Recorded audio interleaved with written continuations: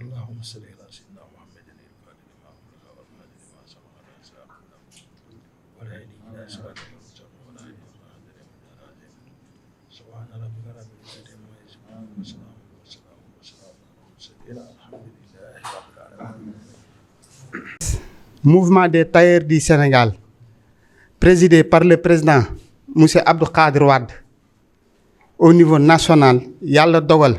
muy siège fii ci la région de Thiès. ñëpp xam nañ ni président bi fi jaaroon mi ngi nekk le président Moussa Mbow nekkoon Dakar. Après le président Abdou Aziz Lo géré intérim bi nekk département Tivaouane. bu ñu defaatee assemblée générale siège bi ñëw Thiès ci loxo président Abdou Khadre Wade. ci loolu nag ñu xam ni aussi comme que ay acteurs lañ ay artisans lañ war nañ di def ay jéego ci secteur bi ñu nekk. mu bokk ci jéego phare yi nga xam ni président Abdou Khadre Wade amal na ko muy la formation des formateurs au niveau national. mu nekk benn projet boo xam ni vraiment projet bu am doole la au niveau national te projet la boo xam ni aussi li ñuy wax relance économique yaakaar naa mën na ci impacter lu baree bari. ñii ngeen fi gis ñëpp ci les 14 régions la ñu jóge def fi 14 jours pour ñu amal formation boobu. C'était juste pour nit ñi xam lan moo ñu fi dajale. comme que nag dañu am ay gan dañuy jox le président mu def les mots de bienvenue bu ñu paree ñu jox la directrice madame Niang bi nga xam ne moo ñu dalal ñun fii ci SEDAF bi aussi nu ñu dalale woon bi ñuy ñëw vraiment boobu ba léegi ñu am fi lu kawe suñu njortu sax ba muy dalal moom aussi ñu joxaat ko wàccuwaayam mën naa wax sax ñu tàggatoo. bu ñu paree ñu jox le président Mamadou Seck bi nga xam ne il est le président du regroupement des tailleurs de la région de Thiès parce que tailleuru doomu Sénégal ñoo ñëw tailleuru région de Thiès dalal leen. première phase bi daal ci dalal bi ñetti orateurs yooyu la ñuy am après ñu continuer travaux yi incha allah président merci. beaucoup asalaamaaleykum wa rahmatullah maa ngi leen di nuyu yéen ñëpp ñi fi teew ñëpp. di nuyu le président chambre des métiers président Abdou Aziz Lo moo fi teewal le président Amadou Makhtar Seye aussi ñu nuyu représentant du directrice de APDA monsieur Mouhamadou Diop tel aussi le directeur bu APDA mais aussi duñu fàtte mukk suñu formatrice bi madame Ferida vraiment jógee ba Belgique pour ñëwoon pour former les tailleurs du Sénégal mais duñu fàtte aussi nuy waa Exchange Belgique bi nga xam ni ñoo ko yabal fii tey pour mu ñëw former ñu donc ñuy nuy aussi la directrice madame Niang mi ni ko kii waxee moo ñu dalal vraiment dalal bu rafet trop macha allah du ñu fàtte aussi nuyu président Oscar Ar muy coopérative bi nga xam ni ay artisans la ñu nekk ci région de Thiès te suñu coordonnateur Pape Fall jiite leen ak délégation bi àndal yëpp. ñu nuyu aussi monsieur Ahmed Thiam coordonnateur Exchange Belgique au Sénégal vraiment ñu ngi koy gërëm taxawaayam rafet na trop. sans plus tarder ñu gërëm monsieur Bafou Mbeng kooku mooy partenaire bu tailleuru Sénégal yi. waaw vraiment loolu moom ak di gërëm aussi monsieur Ndiaye mi ànd ak moom vraiment moom aussi bokk na ci partenaire u MTS mais bokk na ci partenaire u regroupement des tailleurs de Thiès vraiment ñu ngi koy gërëm di ko nuyu aussi di ko dalal jàmm. di nuyu aussi sama mbokku artisan tailleurs yi ñi nga xam tey ñoo jógee fu nekk ci Sénégal ñëw tey bàyyi seen kër bàyyi fête bi bàyyi xaalis bàyyi lépp. pour ñëw bokk ak ñun formation de 13 jours yoo xam te ni dañ ko toog fii ci Thiès vraiment ngir sàkku xam-xam ñooñu kenn amul seen fay maa ngi leen di nuyu aussi di leen sant di leen dalal jàmm pour l'instant rek loolu lañ doon tijjee may jégalu aussi di nuyu ki soog a ñëw léegi muy monsieur Bamba Sow di design vraiment muy acteur bu mag di kilifa ci tailleur Sénégal yi may rafetlu ñoom aussi fii parce que yaakaar naa ni lii du gan ci ñun tey du tey lañ ko jóge gis kon donc lépp lu MTS xew fu mu mën a nekk Sénégal dina déranger wu ak tey conditions yu difficile yi mu ñëwee démb ci guddi la ñëw aéroport la agsi aéroport xëy suba ñëw fi kon donc loolu bëgg la ak wane cofeel bu mu am ci mouvement des tailleurs du Sénégal donc loolu rek laay tijjee pour l'instant de nuyu président Mourtala Touré président regroupement des tailleurs de Mass Centrale Thiès di nuyu ñi fi teew ñëpp loolu laay tijjee rek bàyyi ba ci kanam SG voilà parole baa ngi noonu. maa ngi nuyu ñi teew ci salle bi ñëpp xam naa ku si nekk rek rang boo bokk grade boo bokk ni ko président maîtriser ba mën ko lim donc su ma ko defee dinaa juum moo tax maa ngi nuyu ñëpp rek ku si nekk rang ba nga bokk grade bi nga bokk ak foo mën a toll di leen sant di leen gërëm di rafetlu jotaay bi di wax alhamdulilahi rabil alamin parce que je pense que lancement bi fi lañ toogoon ñu def ñaan ne yàlla nañu yàlla may ñu génn si alhamdulilahi rabil alamin je pense que tey on termine en beauté donc xar kanam yi miin nañ leen 13 jours ku ko def ci béréb xam nga ne yàgg nga fa donc ñu ngi li ñu doon ñaan rek suñu souhait moo nekkoon nekk bi rafet wax dëgg yàlla suñu côté ñun gisuñu lu ñu amuñu lu ñu metti daal li ñuy regretter rek mooy xëti départ bi nam ñiy dem ñii ñaanal ñëpp kenn ku si nekk fa nga xam ne fa nga jëm yàlla na la yàlla teg si yoonu jàmm nga fekk fa sa mbokk yi nga fa bàyyi woon ñëpp ci jàmm di ñaan yàlla initiative bi ngeen am nii yàlla na nekk yeneen yu perpétuer wu mu continuer yeneen xeewal feeñ si yeneen initiative génn yeneen aboutissement am may ñaanal réussite ñëpp di wax ne ñi nga xam ne ñoo yoroon organisation bi je les encourage je les félicite et surtout ak prési xëy na ñeneen ak ci suuf mais ñoom surtout laa gën a liggéeyal donc je les félicite je les encourage je les remercie parce que mën nga séq ak nit des fois nga séq ak nit nga xeeb ko comme des fois nga séq ak nit nga naw ko te je pense que loolu moo ma dab si ñoom dañuy séq mais nga naw leen bien que bi ñuy soog a ñëw tu prends les choses avec des pincettes mais après tu te retrouves que tu vois que ne nit yi ay nit ñu nite lañu ay nit ñu humain lañ te loolu dafa jafe parce que ñun fii ku nekk la ñuy recevoir ku nekk la ñuy dalal donc façon bu nekk la ñuy gis donc juste pour vous dire que ñi leen jiite moom alhamdulilah rabil alamin c'est des gens yoo xamante ne ils ne déméritent pas donc j'ai pas grand chose à dire juste pour dire que ne on va vous regretter et bonne continuation et bon vent. Ok, merci. kenn ku nekk ci turam ak santam donc di commencer suñu nuyoo madame la directrice du centre SEDAF. Monsieur le représentant de l'APDA, notre ami et frère, Monsieur Diop, Madame la formatrice Ferda, ñu ngi lay nuyu bu baax di nuyu Monsieur le président du mouvement des tailleurs du Sénégal, Monsieur Abdou Khadir Wade, di nuyu également représentant du cabinet 3C, cabinet 6C, di nuyu également le représentant du exchange belge, Monsieur Ahmed Thiam, di nuyu également monsieur Mbeng, le directeur général de Bafou Collection, di nuyu le directeur général aussi du Serif Sénégal, nuyu également le président du coopératif textile habillement de Thiès, chers membres, chers invités. Donc ñu ngi leen di nuyu kenn ku nekk ci turam ak santam. Di nuyu également le président de la commission formation de MTS, monsieur Ndiasse Birama Kaye. Di nuyu parmi les formés buñ ci jukkee le doyen Pape Ndiaye nuyu nañ mboolem ñi nga xam ne ñoom la ñuy formé tey donc di am honneur ak mbégte bu baax ci dalal gi nga xam ne dalal nañ leen fii ci Thiès accueillir la formation des formateurs en collaboration avec nos partenaires Exchange Belge représentés par madame Ferda la formatrice et monsieur Ahmed Thiam. Donc ñu ngi leen di sant bu baax au nom du regroupement des tailleurs ci opportunité bi ñu may sunu chers membres yi nga xam ne ñoo jógee partout au Sénégal pour ñëw yokk seen xam-xam ci lii nga xam ne moom lañ doon def tey vraiment ñi ngi sant yàlla bu baax di sant également le représentant de la chambre des métiers monsieur doyen Abdou Aziz Ababacar Lo qui est le délégué de la chambre des métiers représenter président Amadou Makhtar Seye donc mi ngi ci yoon bi di ñëw waaye moom su nekkee sunu doyen en tant que secrétaire élu à la chambre des métiers moo tax ñu jox ko honneur ak opportunité mu représenter donc loolu moom mooy teewaay bi donc di santaat yàlla bu baax ci mbégte bi nga xam ne am nañ ko fii ci kër gi surtout nga xam ne mooy SEDAF parce que tey jii à travers la formation découvrir nañ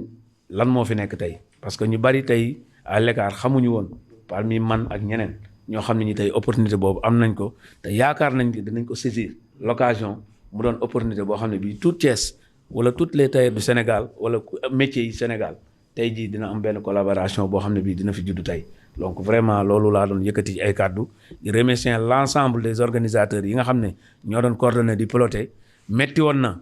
jafe woon na waaye ñu xam ne rek ñun ñoo bokk lépp te lii aussi njariñ la pour MTS parce que c'est un début boo xam ne bii ñu ngi koy entamé te am na yeneen yu topp ci ginnaaw donc ñu ngi leen di ñaanal jàmm di sant nos partenaires de la presse donc yi nga xam ne teew na fi à l'occurrence TFM Sen 24 TV Sen TV et RTT TV ki nga xam ne aussi télé wu tailleur yi la te tailleur yi bu ñu ko waxee rek wax MTS mouvement des tailleurs du Sénégal ñu ngi leen di sant di leen gërëm di nuyu également sunu doyen monsieur Bamba Sow design vraiment ñu ngi koy nuyu bu baax ci présence am ak ci teewaayam ak ci collaboration bi nga xam ne am na ko envers les tailleurs du Sénégal ak tailleurs de Thiès merci beaucoup.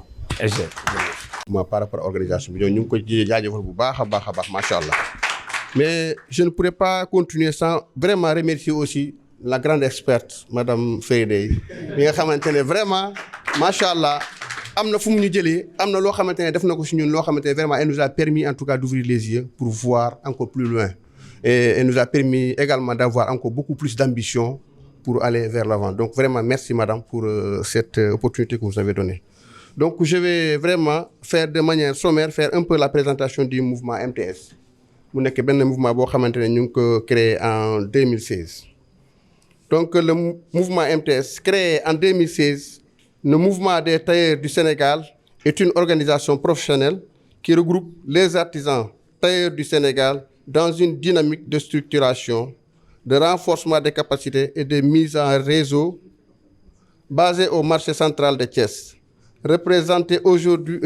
aujourd'hui une force sociale et économique de plus de 13 000 membres répartis dans les 14 régions et les 46 départements du Sénégal. Avec une présence significative dans la diaspora, notamment en France, au Mali, en Gambie et en Mauritanie, le MTS est une coopérative structurée autour de coordination régionale, départementale et communale. Il dispose d'un bureau exécutif national chargé de la gestion stratégique, ainsi que de comités techniques dédiés à la formation et à la communication, au partenariat et à la commercialisation. Le MTS est les missions, je voulais dire. Le MTS a pour mission de rassembler, structurer et accompagner les tailleurs du Sénégal dans la dynamique de professionnalisme, de formation et de croissance économique. Plus concrètement, il vise 1. À utiliser les acteurs du secteur autour d'une vision commune, renforcer les compétences techniques et entrepreneuriales des tailleurs à travers la formation continue, faciliter l'accès au marché public et privé en valorisant la production locale, favoriser l'entraide et la solidarité entre les membres, promouvoir la reconnaissance des métiers de tailleur comme un levier de développement local et national. Elle a également comme vision, le MTS ambitionne de faire du secteur de la couture artisanale un secteur compétitif plutôt, formalisé et structurant, capable de contribuer significativement à l'économie nationale, à la création d'emplois décents et à l'autonomisation économique des jeunes et des femmes. Elle a comme quelques valeurs clés à envisager. Esprit d'entraide entre les membres, promouvoir du savoir-faire et du professionnalisme, adaptation aux tendances et nouvelles technologies, respect de la tradition et des engagements, implication active du développement pour le développement du secteur. Et nos forces, une forte base sociale et territoriale, plus de 13 000 membres couverture nationale et diaspora, une expertise sectorielle ancrée dans la pratique de formation continue, une dynamique de structuration interne déjà amorcée, une vision claire dans la formalisation et l'intégration économique du secteur, une capacité à mobiliser des partenariats institutionnels, techniques et financiers. Les perspectives. Les MTS prévoient à moyen terme la mise en place d'une centrale de formation professionnelle régionaux, des centrales de formation professionnelle régionaux. Et ça, ce serait peut-être grâce à l'appui de l'État. La création d'un label national de qualité pour les produits des tailleurs du Sénégal. La structuration d'une chaîne d'approvisionnement locale, textile, couture, distribution. L'intégration du numérique dans les activités, vente en ligne, outils de gestion. Le développement de partenariats avec les institutions publiques, les ONG, les programmes d'appui au secteur informel et les acteurs de l'entrepreneuriat. Donc voilà un peu, en sommaire, la présentation du mouvement des tailleurs du Sénégal. Nous avons fait cette présentation, c'est juste pour vous dire que c'est vous dire un peu les ambitions que nous avions eues avant de créer ce mouvement-là. Et depuis lors, depuis sa création, je parle sous le contrôle du président, des présidents d'abord qui sont passés, nous avons réussi à faire beaucoup de choses. Il a eu vraiment, le chemin a été long, mais nous avons réussi à faire un grand pas. Ça, c'est grâce à nos moyens personnels. Donc moi, je voudrais solennellement aujourd'hui lancer un appel à l'égard de l'État pour qu'il nous apporte un appui, pour qu'on puisse au moins atteindre nos objectifs. Parce que nous avons des objectifs très clairs. Nous avons aujourd'hui l'objectif de vouloir amener le textile sénégalais à l'industrialisation. Et ça demande vraiment un accompagnement technique, un accompagnement financier de l'État. Donc moi, je voudrais solennellement, devant les autorités qui sont là aujourd'hui, lancer un appel surtout aux agences qui sont là, qui sont autour de l'artisanat, du textile, la PDA, l'ADPME, le 3FPT, la direction de l'artisanat, également même les ministères. En tout cas, nous lançons un appel solennel pour qu'ils nous accompagnent dans le projet, pour qu'enfin on puisse réussir nos projets-là. Et c'est un projet qui va en tout cas s'étendre dans tout le pays. Je vous remercie.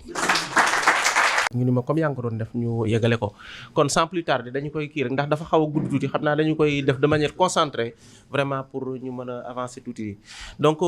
bilan de rapport d'activité de la formation avec Exchange au CEDAF de Thiès depuis le mercredi 24 décembre 2025, donc début de la formation moo nekkoon jour bi nga xam ne moom lañu def ci formation bi. Donc le premier jour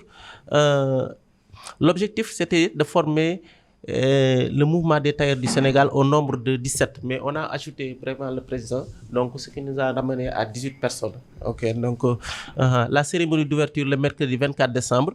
le 24 décembre à 11h10 en présence des autorités concernées, des participants ak médias yi ñi nga xam ne ñoom ñoo ko fekke woon. Donc bi ñu defee présentation bi ak nuyoo yi ba pare, Madame Ferda a pris la parole. Remercier tout le monde et dégage son plan de travail structuré sur 4M. Donc Freddy de dafa jël li nga xam ne mooy kaddu joxe li nga xam ne moom mooy plan de travail am mu tënk ko ci ñeenti M. Donc le premier M c'était la motivation qui dit motivation dit engagement. Donc beneen bi ci topp le deuxième M bi mu def méthode. Donc méthode mu accentuer sur la discipline et li nga xam ne moom mooy salubrité. Donc le troisième M mu nekk les matériaux yi c'est les machines, la matière première et tout ce qui s'ensuit pour le bon déroulement de la formation. Donc quatrième M bi mu nekk les moyens qui articulent surtout sur les ressources et les partenariats. Donc loolu mooy li nga xam ni moom la dégager li nga xam ni moom mooy plan de travail am. Donc Feridé enseigne aux participants les codes de couture, dessin technique internationaux. Donc wan nañu ay mandarga yoo xam ni ci wàllu ñaw defe naa ne ñu bari découvrir nañ ko loo xam ni maanaam lu bees la loo xam ni da nga koy gis mais da ngay xam ni lii dafa am lu muy tekki. Donc ay code la yoo xam ni ci wàllu ñaw donc foo dem ci àdduna bi loolu lay signifier. Donc loolu jàng nañu ko aussi jàngal nañu aussi li nga xam ni moom mooy les valeurs de couture à respecter li nga xam ni moom mooy loolu ci wàllu ñaw mooy distance yi ngay bàyyi ci normes internationaux yi aussi. Les piqûres par centimètre, les PP et les SPP. Donc les coutures plates ak les coutures sur les coutures plates et les sur piqûres plates, point piqûre plate. OK. étude des codes des machines, les CC 504 et PP 304. Donc étude des codes, étude aussi du code des tissus. Donc code des tissus bi aussi war nañ ci li nga xam ne lu am solo la moom mooy envers ak endroit. Donc envers moom mooy intérieur ak endroit dafa am ay signes yoo xam ne foo ko gisee ci tissu rek day wane ni fii mooy envers bi fii mooy endroit bi parce que ñoom suñ lay liggéeyloo aussi duñ la ko wax ay code rek la ñuy def bu ko defee yow mi nga xam ne yaay lire li nga xam ne moom lañ la yónnee yow ci code yooyu ngay basé wu pour mën a liggéey ak li nga xam ne mooy kii. Donc étude aussi apprentissage du gabarit bi ñu jógee ci loolu def nañ apprentissage du gabarit étude des 3 poches étude de la poche avec 3 couleurs différentes. Donc première partie gabarit bi toujours moom mooy poche bi ñu dessiné woon bi amoon ñetti façon yi dañuy commencer toujours bu la joxee gabarit ngay koy numéroter et puis numéroter à partir de la plus petite taille au fur et à mesure que mu gën a màgg. Donc loolu lépp mi ngi xew ci premier jour bi c'est juste pour vous dire que ni premier jour bi donc tous les jours ont été très chargés avec Madame Féridé. On a eu à travailler vraiment de 9h jusqu'à 14h des fois jusqu'à 15h pour mën a sax aboutir te loolu gis nañ ni vraiment liggéey bu am solo la. Donc defoon nañu aussi la correction des chemises des participants parce que bi ñuy soog a ñëw di liggéey aussi daf ñu waxoon kenn ku ci nekk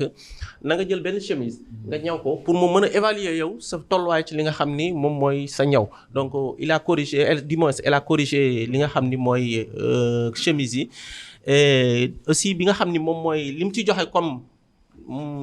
ndigal ak li nga xam ne moom la ci joxe comme taxawaay moom mooy aussi ñuy respecter toujours les valeurs de couture, les finitions et les techniques de couture, les PP 3 piqûres mooy 3 piqûres par centimètre bu fekkee da nga def les coutures plats ou bien 4 piqûres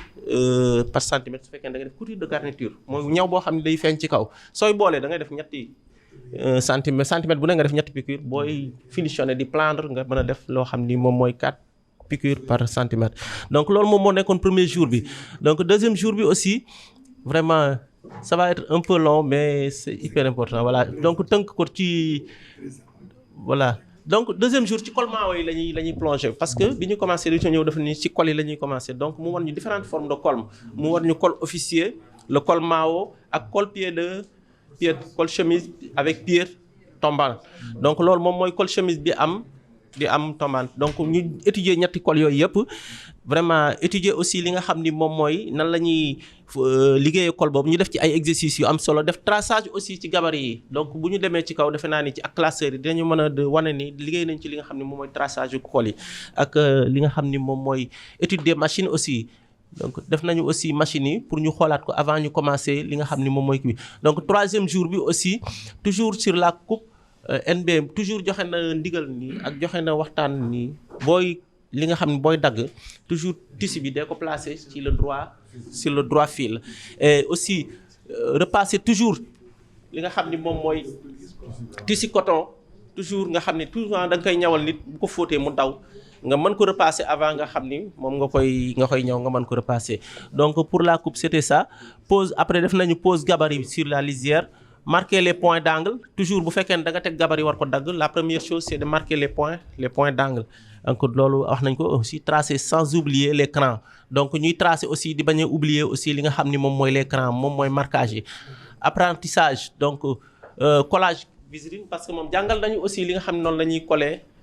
ci renfort donc coller renfort on avait souvent tendance à ce que ñun bu ñu tegee fer bi dañuy pousse donc moom jàngal nañu ni doo jëlee fer bi da nga koy teg à un degré atténuant boo xam mën nga ko teg à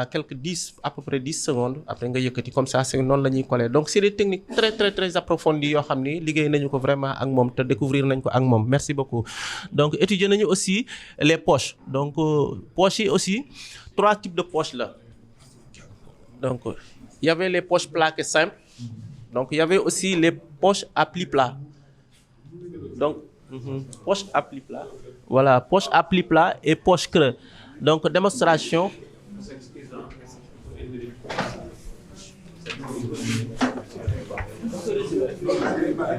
Donc voilà donc dañuy nuyu suñu président bu baax président Seye ñu ngi lay nuyu bu baax di reformuler waat rek suñu explication et je crois que suñu demee sur le plan beaucoup plus détaillé dañuy yàgg trop donc nous allons vraiment résumer une fois ñu dem ci kaw. Dinañu mën a vraiment def un plan beaucoup plus détaillé avec des témoins muy chemise bi on pourra beaucoup plus expliquer. Donc pour vous dire que l'ensemble du travail a été fait sur une chemise de taille L. la chemise de taille L, avec différentes formes de col, de poche et aussi de techniques de couture. Loolu moom moo am solo surtout li ñu ci gën a jàng mooy au niveau des poignets chemise dafa am ay poignets yu bari yoo xam ni am na ci moom mooy fente à chemisier, fente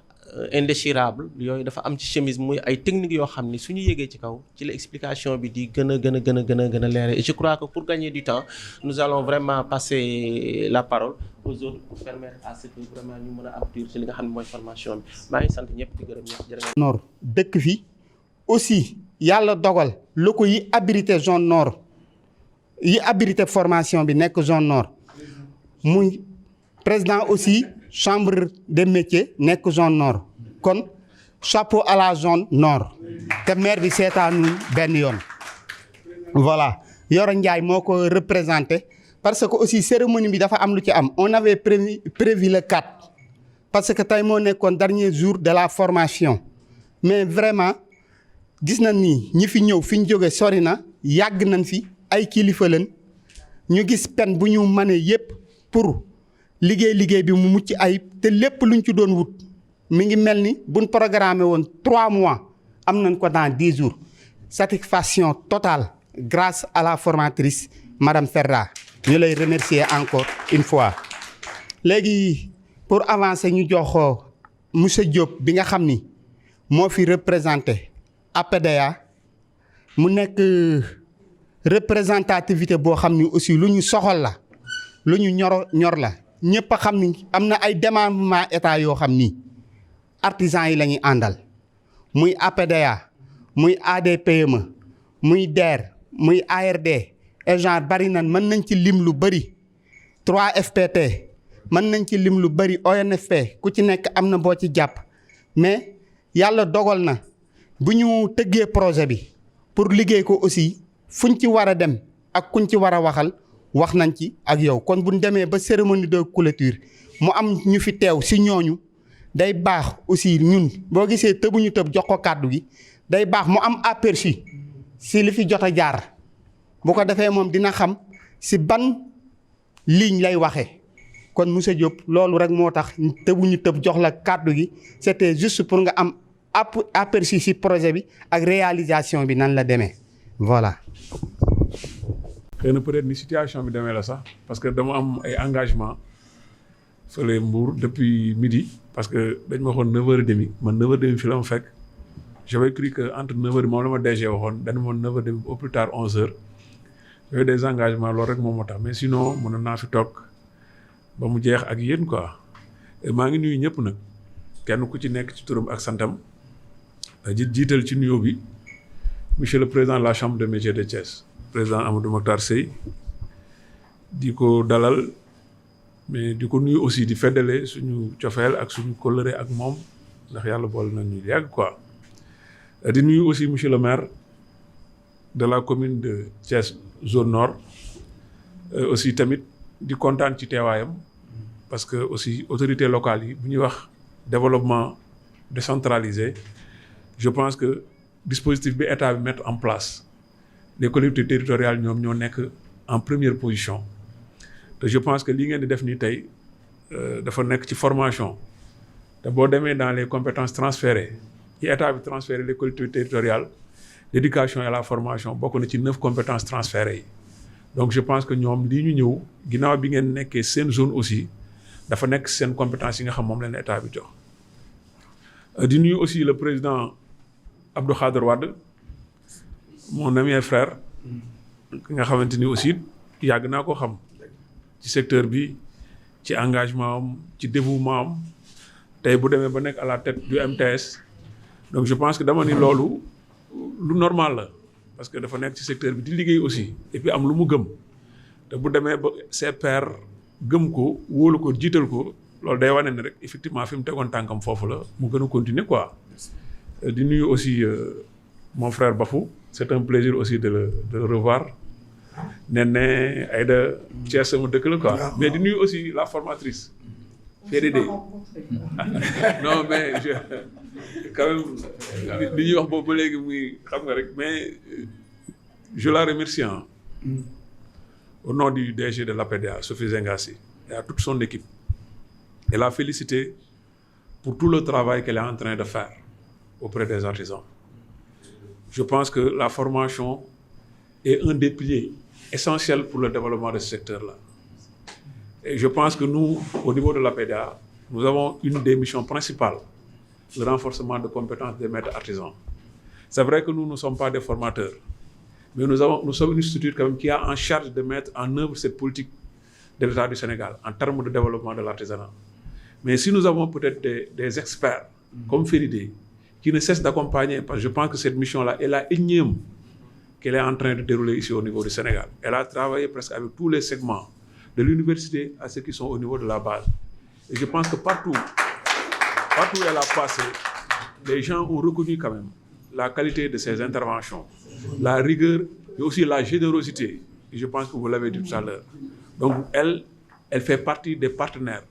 sur qui l'APDA, à sa tête, Sophie, compte s'appuyer effectivement pour révolutionner la formation professionnelle dans le secteur artisanal. Parce que vous savez que l'artisanat, quand même,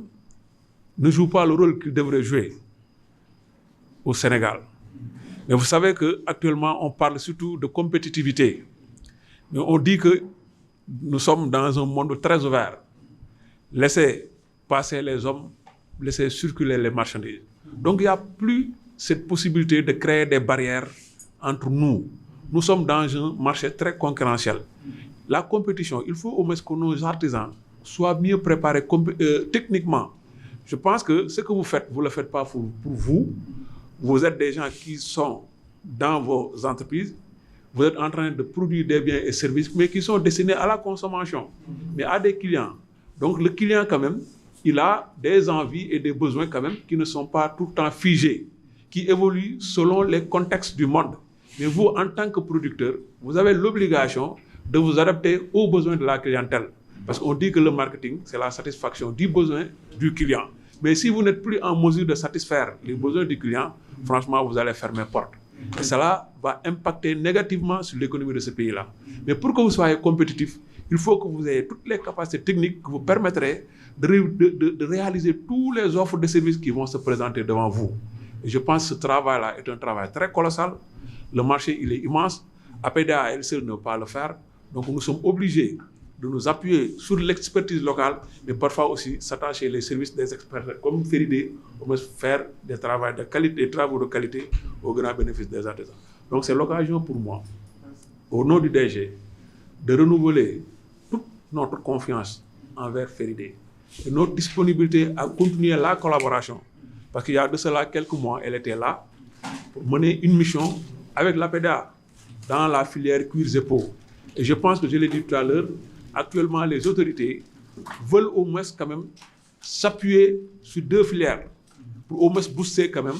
une révolution dans le secteur artisanal. C'est la filière cuirs et peaux et la filière textile habillement. Donc je pense qu'aujourd'hui, c'est l'occasion pour moi encore de dire merci à Féridé pour tout ce qu'elle est en train de faire pour l'État du Sénégal, mais aussi pour l'APDA, au nom de Mme Sophie Zengassi. Encore merci. Donc may sant di gërëm ñëpp quoi. di wax nag man tey dama am contentement bu ma ñëwee fekkee formation boo xamante ni MTS moom moo ko organisé. MTS ak man nag c'est une longue histoire. C'est une longue histoire parce que pourquoi ma koy wax parce que il y a de cela presque 10 ans j'ai eu la chance man personnellement à l'époque j'étais secrétaire général de la chambre des métiers de Thiès man maa présidé woon l'assemblée constitutive de MTS à Saly à hôtel Palm Beach. 10 ans après, si je vois que cette organisation-là muy continuer d'exister, mais mieux même d'organiser ce genre d'activité-là, je pense que loolu contentement bu mag la ci man. Et j'ai tout le temps dit que MTS est un exemple. Parce que ce qu'on avait l'habitude de voir dans le secteur artisanal, c'est des organisations professionnelles qui sont créées, mais après quelques années, qui n'existent plus que de nom. Mais ce n'est pas le cas pour MTS. Donc je pense que je remercier tous les présidents, Moussa Mbow, Abdou Aziz Lo, Batay Abdou Khader Wade. Donc moi je l'ai vécu, gis naa ko. Donc li ngeen di def nii, il faut continuer dans cette dynamique. il faut continuer dans cette lancée. Parce qu'actuellement, vous avez vu que les nouvelles autorités, lorsqu'elles sont venues, elles ont compris que le secteur artisanal a un problème. Les gens, quand même, ils préfèrent travailler soit solitairement, moi, qui ou nous liguer d'une manière dispersée. Les gens ont compris que pour au moins avoir plus d'efficacité, pour avoir plus de pertinence dans les actions d'intervention que l'État aura à faire envers ces artisans-là, il faut que nous dédions autour d'organisations fortes. Lolo tax sax récemment ngeen gis la naissance des coopératives artisanales. Parce que l'État a compris que artisans yi deug la vous représentez beaucoup au Sénégal, mais malheureusement li ngeen wara jot ci état bi jotu len ko taxaway bi aussi des na te état mënul kenn ku nek ñu fekk la fa nga nek. Donc c'est à vous en tant qu'acteur de vous regrouper autour d'organisations fortes comme MTS. Déjà di ngeen am benn force de plaidoirie, di ngeen am benn force boo xamante ni ku ngeen mën a taxawal wax ak moom dina leen déglu leen bu keroogee nag maintenant ngeen présenter état li ngeen bëgg ak fa ngeen bëgg a jëm. Parce que les autorités actuellement elles ont compris que dëkk bi pour que ñu développer ko on ne peut pas faire table rase ou bien fi de ce secteur-là. Parce que nous sommes dans un secteur de pays boo xamante ni l'économie est constituée à 80% presque du secteur informel. Et le secteur informel, 97% c'est l'artisanat. Mais donc, artisans, en termes de représentativité, nous sommes fi ëpp. Mais ce pays-là, quel monde peut développer sans l'artisanat? Au-delà même de ce que ce secteur-là constitue, en termes de création d'emplois, en termes de valorisation de ressources locales, en termes aussi de secteur support, des secteurs nodaux, agriculture, élevage, pêche, votre qui nous développer sans le développement du secteur de l'artisanat. Mais il va falloir que nous nekk ci secteur nous xam. Aujourd'hui, Sophie, elle est à la tête de l'APEDA. Moi, depuis 25 ans, je suis dans le secteur, mais taxul ma nekk artisan.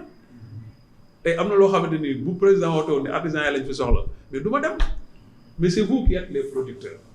C'est vous qui devez au moins supporter le développement de cette économie-là. Mais lolu nak activité bi daf ci am solo. Parce que man bima ñëwé visiter na da xaw diis nag booy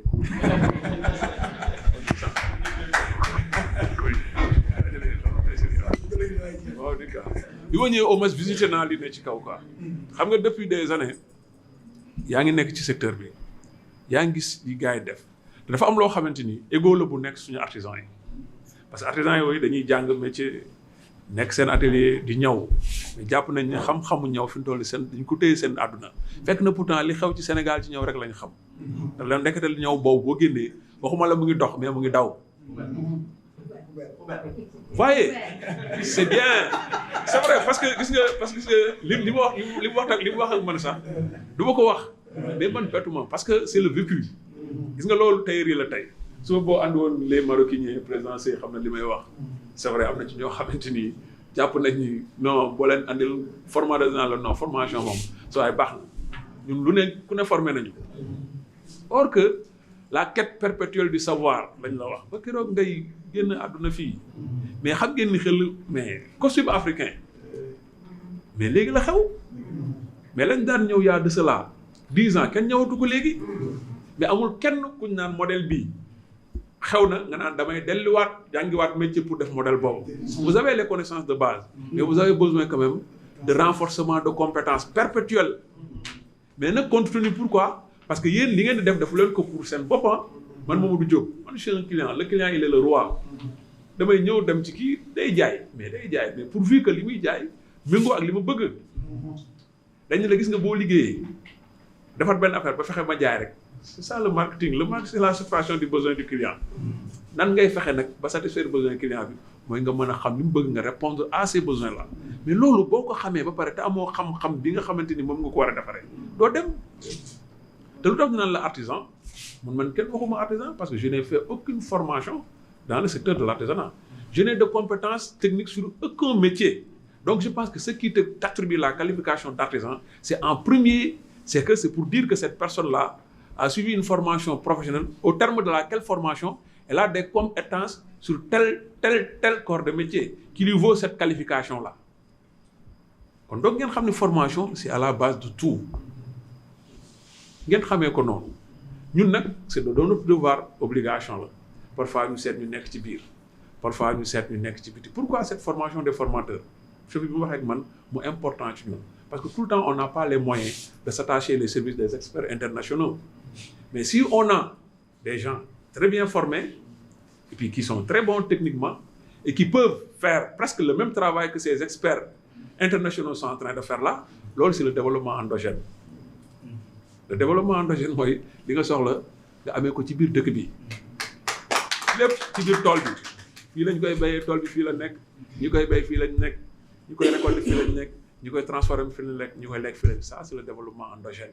Dans le développement endogène kenn mënu ko def sans les artisans mënul nekk c'est vous il faut que ce repositionnement loolu mu am mais prise de conscience ba amul leen loolu seen bopp quoi mais bu ngeen ko amulee mais ñun mënuñu ko.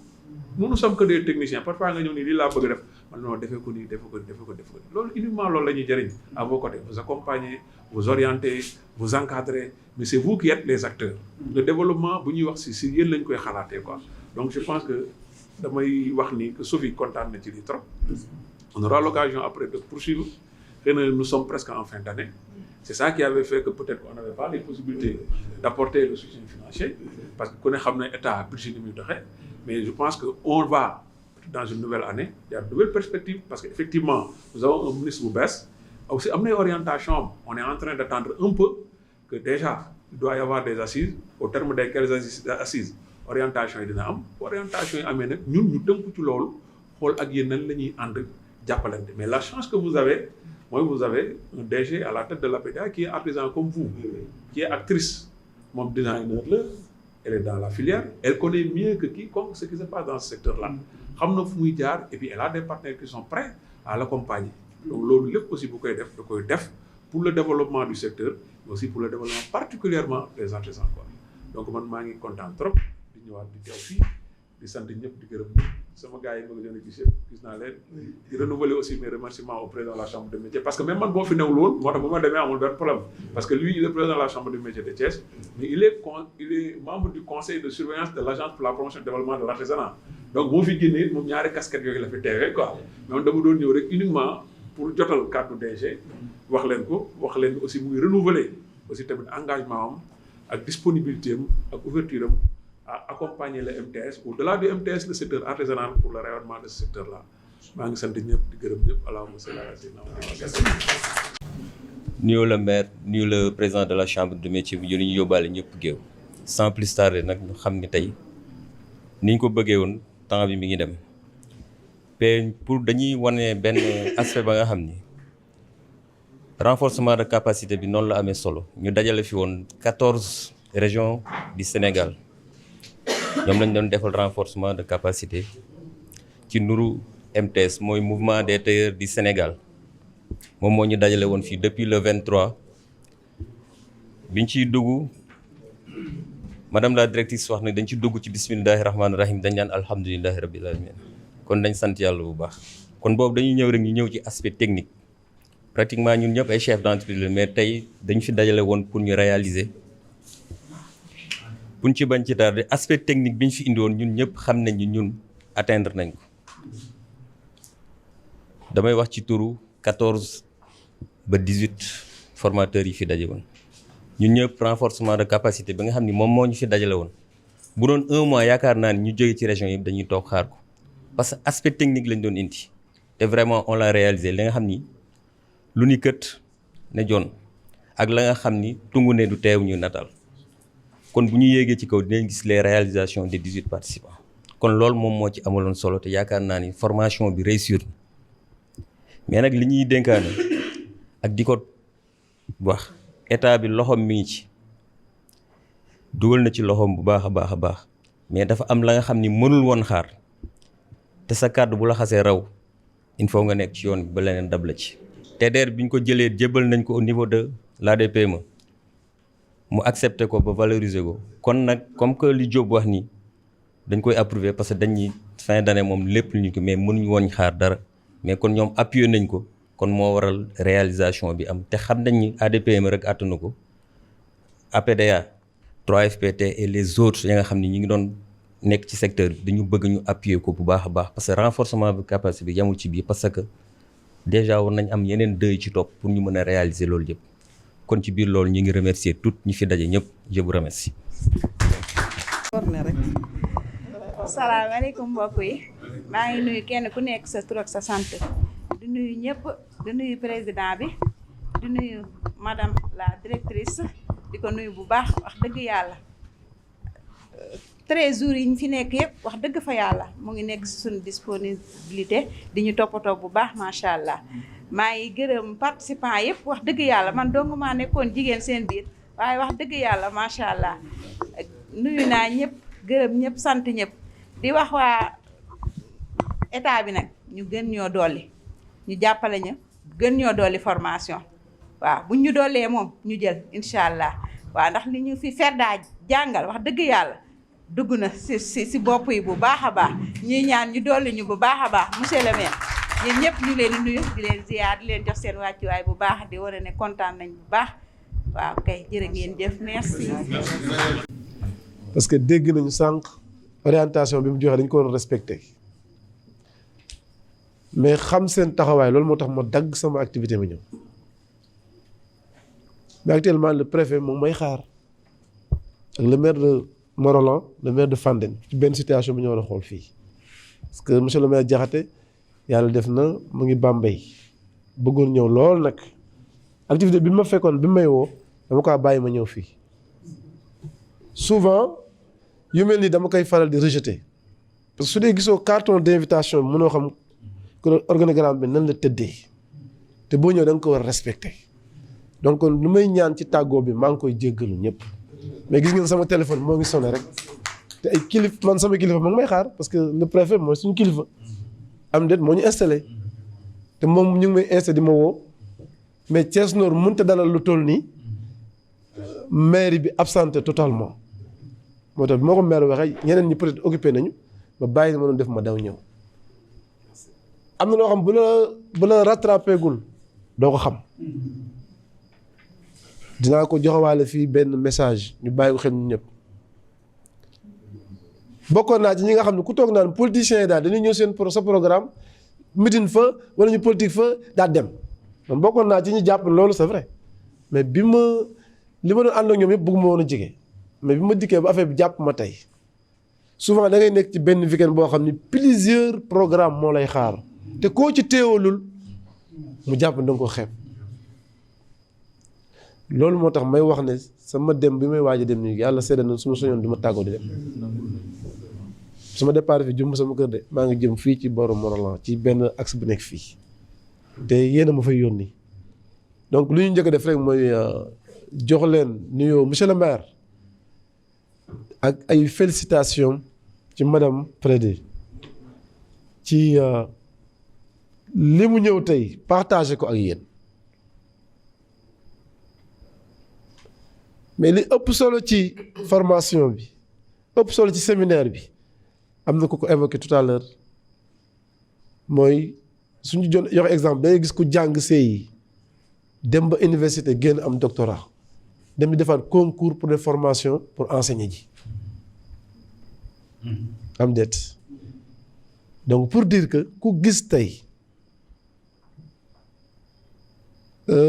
colin wi ci Sénégal ci Afrique xam nga ni renforcement de capacité bi ñuy wax am na solo loolu ci mbir mi bi ci des mooy lii ngeen def initié ko monsieur Diop évoqué ko tout à l'heure avec ses partenaires maire la ko defal parce que wax na ko ci domaine de compétence transféré la bokk kon ñun ñoo waroon a génn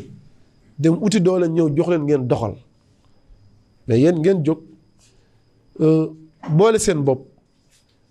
xaarul leen ñu waaye itam taxul ngeen xeeb ñu nag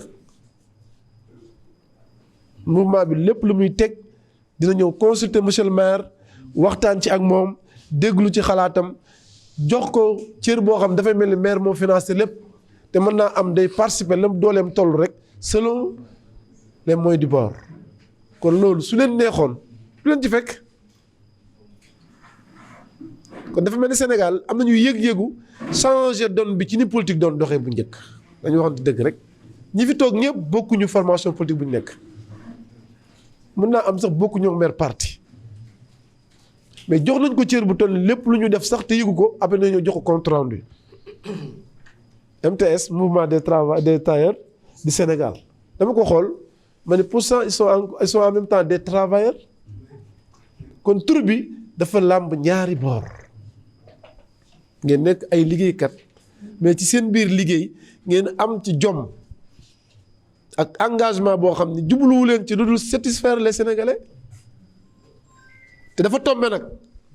ku gis tey les nouvelles autorités gis ni ñuy habillé woo xam ni kontaan nañ ci seen doxalin parce que ñu ngi leen di jàppale ci changer donne bi bu njëkk bu ñu yaay président wala yaay premier ministre bokk na ci commande yi ngay njëkk a def ak sa soxna Christian Dior jël ay commande Belgique France ñu naan italien veste italien coupe bi nii lay mel français bi coupe bi nii lay mel est-ce que gisati ngeen ko kon dafa mel ni fi ngeen di woo Sénégalais yi le président de la République et son premier ministre Ousmane Sonko ak ñi mu àndal ñu ngi leen ci fekk si loolu nag c'est à saluer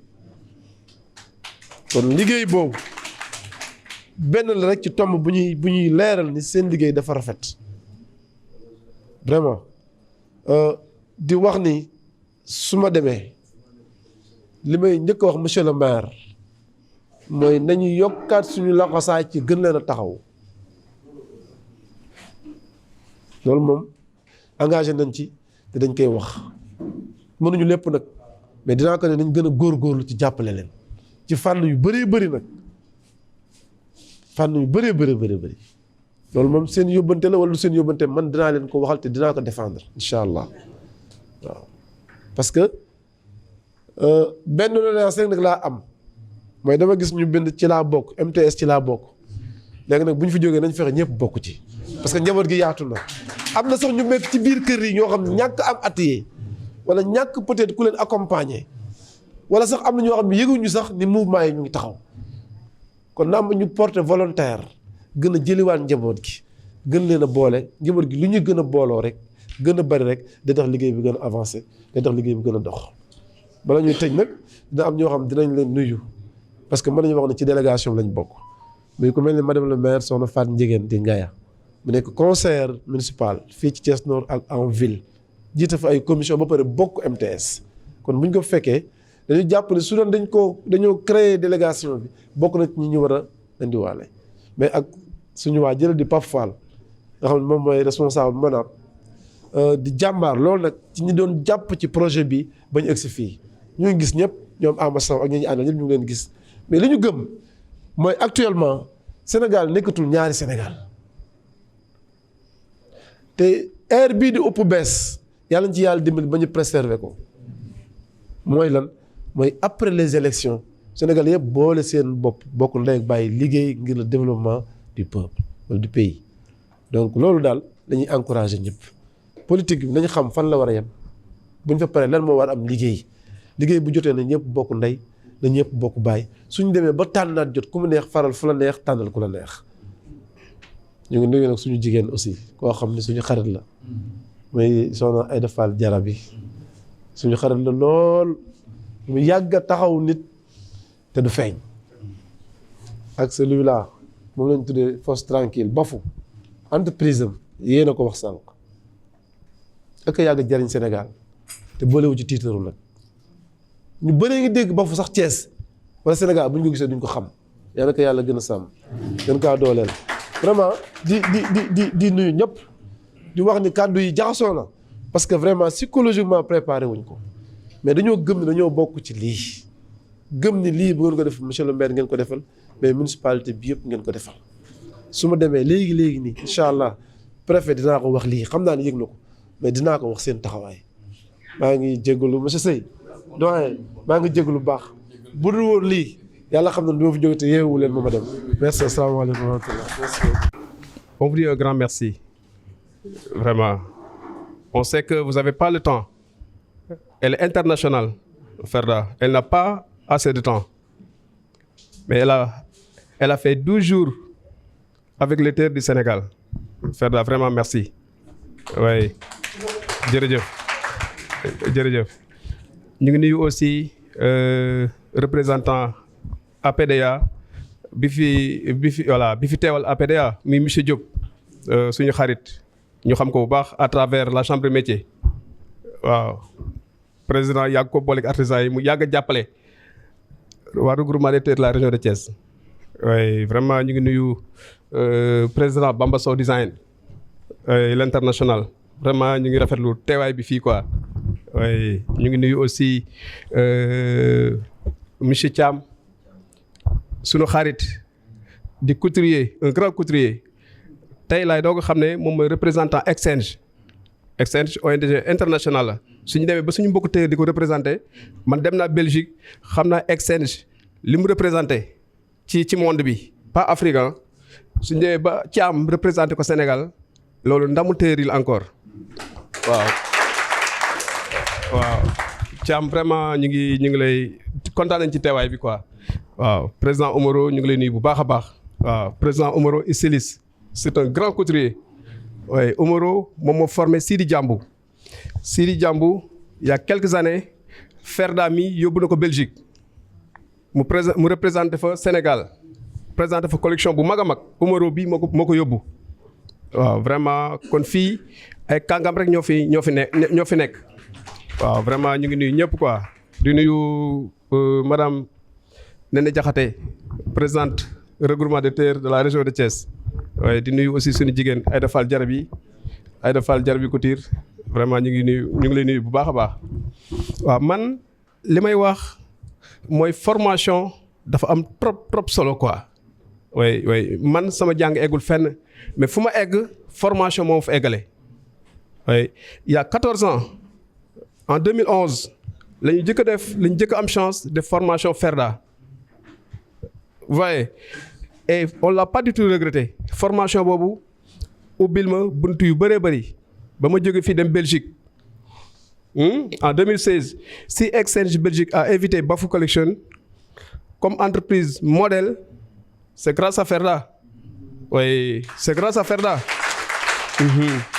oui si on n'avait pas la chance de faire une formation d'Exchange Belgique avec Ferda avec l'appui de la chambre de métiers et de ADPME, si on n'avait pas cette chance-là, on n'aura pas l'occasion d'aller en Belgique. Oui, vous voyez, vraiment, on vous dit un grand merci. Oui, li may wax ci formation njariñ kese la fii ay tailleur yu mag ñoo fi nekk ci 14 régions yëpp ku ci nekk tëj sa entreprise wala nga bàyyi fa say chef d'atelier pendant 12 jours c'est parce que xam nañ njariñu formation oui te Sénégal ni muy doxee léegi dafa ubbeeku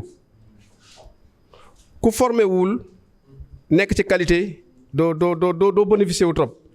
loolu ñëpp xam nañ ko quoi oui parce que marché yi ñu ngi Sénégal marché yi ñu ngi fi en pagaille tenue yi rek bëri na fii ay école de formation yoo xam ne seen tenue yi dañ koy commandé ci en Chine di ko commandé turc di ko commandé à l'international muy ñëw donc pour Sénégalais yi di ko liggéey mënuñu réussir loolu sans ñu def ay formation waaw loolu grand Pam Ndiaye xam na ko baax a baax Pam Ndiaye c'est un grand couturier mais bu bàyyee entreprise am Colobane Dakar ñëw ci formation yi pendant des jours c'est parce que xam nañ njariñu formation oui vraiment Fall xam na ko bu jógee Mboro mon ami jógee Casamance Ziguinchor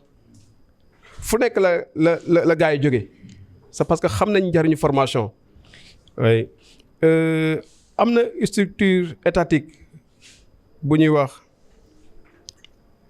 wax comité national du contenu local ñoom ñu ngi liggéey bu am solo pour lépp luy marché ñu koy liggéey fii Sénégal man xam naa ki dara parce que damay liggéey les entreprises minières comité national du contenu local di aussi nuyu le président Bakhoum di nuyu aussi madame Ngom bi nekk foofu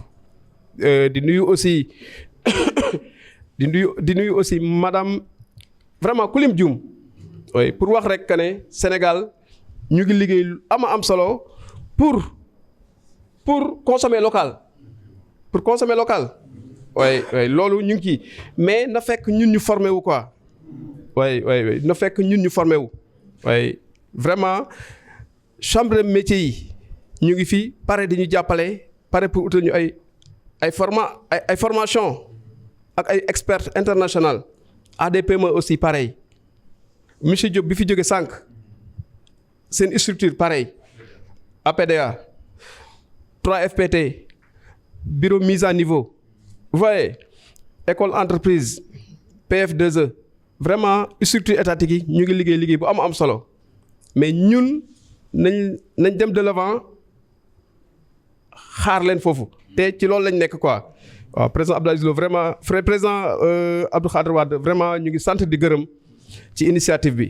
waaw di nuyu aussi sama président Abdou Aziz Lo bu MTS di nuyu président Moussa Mbow président Moussa Mbow bu MTS parce que lii yëpp su amee moom génn ci lu bëri voilà vraiment may yemale foofu kàddu yi mais aussi di nuyu président Mamadou Seck président regroupement des terres de la région de Thiès parce que mu ngi liggéey lu am solo ci région bi waaye formation bi bu taaroo nii moom génn ci lu bëri moom force tranquille la comme monsieur le maire li mu wax sànq si man loolu moo nekk si moom day liggéey lu bëri te bëggul sax fees quoi président Mamadou Seck vraiment on vous dit un grand merci voilà jërëjëf. ak ci sant waaye nag di tàmbali ci nuyoo bi muy notre doyen président Seye ci noonu lay nuyoo le président Abdou Wade nuyu madame la directrice bi nga xamante ne nii moo ñëw def formation bi depuis Belgique mais tam di nuyu monsieur Bafou di nuyu monsieur Thiam Mohamed soxna Aïda et ñi nekk ci salle bi yëpp dama wax ne tey bu ma ñëwee fii tailleur laa comme yéen te fépp fu tailleur xewle wala mu soxla dafay jaadu ma ñëw teewee ko donte sax xat na ndax nag mun na ñëw xëy na dañuy woor wala ñu xëy na tey duñu déglu musique mais kan moo mën a taxaw ne damay xëytu du ma sol mbubb borom bi subhanahu wa taala sax boo ko dee jaamu boo sol mbubb du ko nangu kon ñu war a bàyyi xel lañu ci noonu du ma jóg ci naan leen il faut que les artisans ngeen gëm seen bopp tey bu ñu defee formation former 18 personnes ay champion la ñu ca soxla te ay champion ngeen li waraloon rek tey ñu taxaw ba grâce juddu grand rassemblement des artisans du Sénégal la daf ci bokkoon dañu gis ne boo wàññee téeméeri artisan ñaar ñoo ciy nekk champion maa ngi dégg léegi ñu ne Bafou ne Bamba mais nous avons besoin beaucoup plus dañu soxla lu ëpp loolu ay champion la ñu bëgg comme ni ñu ko defee fii ci formation bi xatoon na metti woon na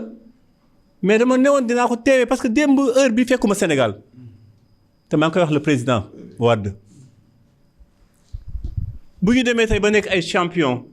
te état accompagné wuñu bungewuñu lépp ñoo ko defal suñu bopp ba yegg si fi ñu yegg si di tey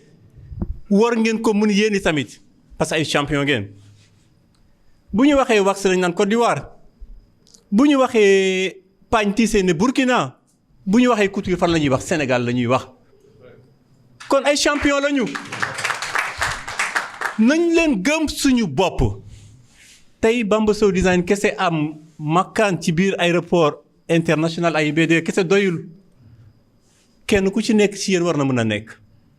te loolu laa gëm tey dama wax ne neex na nag jaadu na que les politiques ñëw bungee ñu mais ñun ñoo war a toog ci instance de décision yi ñun ñoo war a nekk fa nga xamante ne foofu la ñuy nasee fa ñuy noccee sàmmkatu mbott moom moo xam ba cay suux suñuy jafe-jafe kenn gënuñu koo xam ki ñuy jël jox ñu ko comme ministre dafay jaadu mu nekk ku mel nii le président Wade le président Seye Bafa Thiam et j'en passe kooku dina xam jafe-jafe artisan yi dina xam jafe-jafe secteur bi donc foofu laa leen di woowaatee di leen wax ne gëm leen seen bopp liggéey bi na ànd ak fulla na ànd ak fayda bu mu am naxaate képp ku bëgg a jëm ci kanam foofu ngay taxawee na ngeen fexe ba ci liggéey bi ngeen nekk nii ku siggi joxoñ leen na ngeen ko joxoñ parce que ci dëgg ngeen di taxaw loolu moo ñu yóbbu fi ñu yegg si nii tey bu leen ameel kenn ak te loolu laa leen di ñaaxaat vous les artisans foofu daal lay daanelee kàddu yi gërëmaat leen sant leen jërëjëf merci président. effectivement ñi gëm li ñuy def pour confirmer la li nga wax ils ont déplacé par leurs propres moyens bu ñu dikkee séance réunion bi ñu njëkk a tenir dañu njëkk a wax quels sont les manquements yi nga xam ne war nañ ko remplir ñu xool comment s'organiser pour ku nekk làmb li nga teg ci sa table bi koroog bu ñu waxee dama ni leen man de ma part personnelle man damaa seexlu seen xaalis pendant jour yi ñu fiy nekk dama seexlu seen xaalis président Abdou Khadir Wade fekk si ma si loolu président Ndiasse Kaye fekk si ma si loolu te xëy na suñu yéene lan waxe mais nous ne sommes pas à la hauteur de les gérer à 100%. C'est pas possible mënuñu ko am na ci loo xam ni ku ci nekk defal nga ko sa bopp ñëpp a xam borom kër bu wonee këram ginnaaw du mat waxuma ay jour de ay heure 3 heures de temps boo ko wonee sa kër ginnaaw ñëpp a xam conjoncture Sénégal nu muy demee dinañ la woo ni la am na lu manqué ñu leen di féliciter encore une fois di leen jéggalu si tënk bi ñu leen tënk si gàttal ñu jox rek loolu ay témoignages yu ma doon jox la ñu jox Cheikh Diop le doyen Cheikh Diop il est de Saint-Louis mu mottali li ma doon wax mooy le président de la. ñoo ngi nuyu gars yi fi teew yëpp c'est-à-dire que ni Bafou merci encore une fois madame la formatrice merci président Sey merci dafa am benn témoignage bu ñu bëgg a def c'est-à-dire que ni boo gisee téere bu déplacé wu toog 13 jours tëj place am si xel mu gàtt mën nga ko xeeb ni peut-être xëy na dafa amul lu mu liggéey moo tax mu tëj këram ñëw mais ñi déplacé wu ñëw fii koo dem këram wala nga dem entreprise am du xale de encore une fois du ay xale de tous les 5 damay def benn amalgame chaque fin de mois dinaa déplacer 525 000 lay fay te pourtant man maa bàyyi sama kër dépasse ñëw fii pour ñu attirer attention si loolu nit dafa gàtt xel ñàkk ñu lu ñu ñëw de le 5 ginnaaw suba la samay location ma ngi may xaar te li valable ci man moo valable si ñi toog fii yëpp pour ma rassurer leen loolu ay kilifa fi toog ay nit ñuy employé ay nit ñoo fi toog ay boroomi jom ñoo fi toog dan maa tere gëmal sa bopp dan ma ko tere man du ma gëm sama bopp yàlla rek lay gëm damay nekk si li ma war a nekk rek doon ay xale encore une fois président Wade merci si opportunité bi ñu may 12 jours dafa dur dafa metti dafa diis mais avec Thiès li ñu leen di faral di wax jërë ngeen jëfati ndax it bi situation bi tare yéen a jàpp ba ñu génn situation bi man je suis un homme dama gaaw a gêné wu dès le début laa la man je n'ai jamais participé formation bu ma dul def sama participation man boo ma yóbbaalee rek ma rus yàlla moom bindee noonu dañu ñëw VG li mu wax léegi man leen nanu wax ku nekk ñaata lay joxe malgré danoo bàyyi sunuy kër mais nanu joxe pour ñu mën a àggale formation bi gars yi insisté nii dañ leen a yërëm si bàyyi sa kër bàyyi fa dépasse da koy ñëw boo wëlbati ko di joxe dépasse dafay metti ba fu sa intervention financièrement yëg nañ ko comme ni nga ko daan defee rek encore une fois merci président Seye sa intervention cocktail bi nga wax ni merci beaucoup encore une fois yëf madame la directrice bon man xëy na gars yi ba ñuy wax du côté Ndiaye nag Diobène mais li ngay togg neex na merci jaa ngeen jëf. merci maa ngi lay nuyu di nuyu Bafou directrice Omaro sama waay président maa ngi lay ziar maa ngi nuyu Bamba tamit di wax Ferida merci beaucoup ak yow ak yéen ñi nga xam ni yéen ñëpp doon participer si formation bi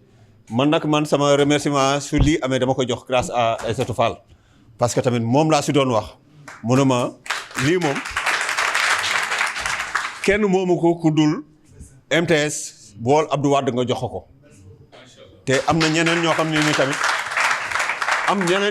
man sama xel si ñooñ la demoon parce que yàgg nañ ma ko sollicité man leen Aïda moom du ma wax dara may bàyyi moom lu ma wax moom dañuy def sama diggante ak Ferida yàlla xam na ni on est des frères et sœurs. Elle était très occupée loolu xam naa ko parce que au niveau international ñu ngi koy sollicité fu ne muy France di Belgique di fu mu mën a doon si même au niveau de l'Afrique ñoom ñëpp ñu ngi ko siy sollicité mais bi ma ko waxee affaire bi mu ne moom dana ñëw ndax man parce que Exchange ñoom mënuluñ ko dara parce que moom bu bëggee dara ñoo fa mu bëgg a dem foofu lay bëgg a dem du mais du Exchange moom naan ko Sénégal ngay dem wala feneen ngay dem comme saturé woon na ma koy bousculer parce que maag moom tamit dañuy waxtaan lu bëri dañuy partager lu bëri loo xam ne ni hors service la ni ma koy def ak Aïssatou Fall mii mën naa ne man su may waxtaan ak ñaari jigéen yoo xam ne nii duñ na bonte moom mii si la bokk ak Aïssatou kon dañ koy sant bu baax ma leen di remercier maître Sey yow tamit da nga si am part de responsabilité parce que xëy na nga bañ ko xam mais mën naa ne sax directrice APDA buñ ko falee am nga si part de responsabilité xaw ma ndax xam nga ko parce que man ak moom ak Ferida ñi ñoo njëkk a ñëw si kii bi boobu sax nekkoo fi da nga ñëw batale beneen ba ñuy ñëwaat tamit yaa ngi amoon réunion UEMOA biir kii batale waat ñu def ko yàlla def si loolu lañ ko copté ba fal ko directrice loolu da nga si am part de responsabilité xëy na nga ba ignoré ko mais dafay baax nit bu am defee dara ñu wax ko Sophie ba muy def loolu ñu ñaar ñoo ànd ak Ferida mi 2 missions yoo xam ne nii moom la ñuy battale ñëw fii après bu ñu demee yàlla def ko ñu def ko loolu kon day baax ñu wax ko. Exchange c'est expertise tamit yëngul rek si tailleur si artisanal lay yëngu développement santé ci banque yeeg lépp Exchange expertise da siy liggéey da siy yëngu képp ku soxla formation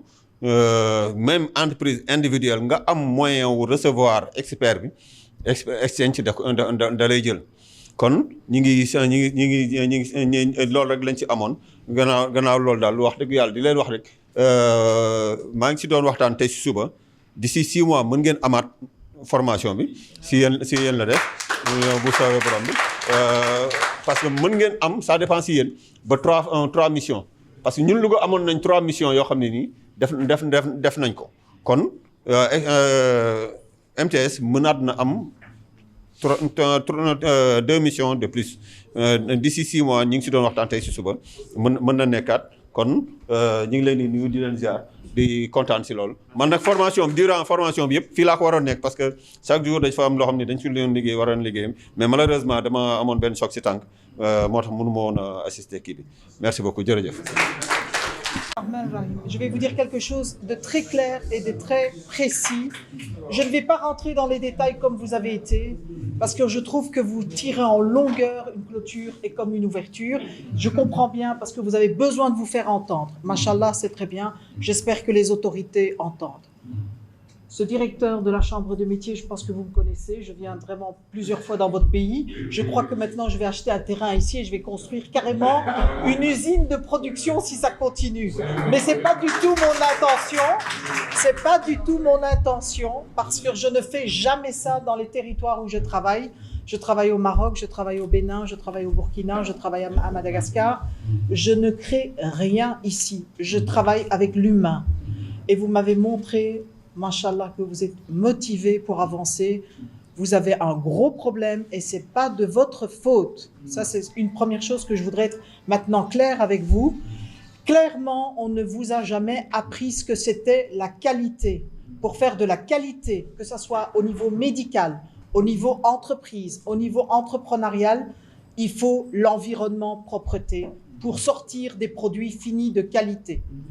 J'étais super contente de voir ce jeune homme que je ne connais pas du tout arriver avec un boubou bazin qui fait du bruit pour bien me montrer que c'est du bazin. Machallah, c'est très bien. Mais j'espère que chez lui, en atelier, c'est propre aussi pour faire de la qualité. Je ne critique pas, mais il faut savoir que notre environnement propre, on sort de la qualité. Vous l'avez prouvé vous-même.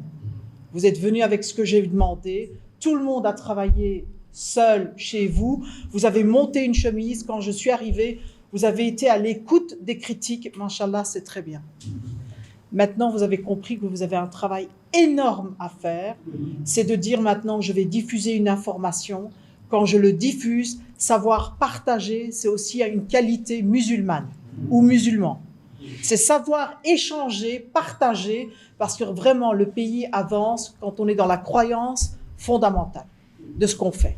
Même les médecins avec qui on travaille, nous, pour les costumes qu'ils ont lors des opérations, je peux vous assurer que même les médecins, ils doivent être participatifs, collaboratifs. Donc, s'il vous plaît, à partir d'aujourd'hui, même s'il y en a 14 qui ont été formés, j'ai cru comprendre par Bafou hier, et je lui remercie vraiment vivement, que c'était suivi intensément par les réseaux sociaux, cette formation.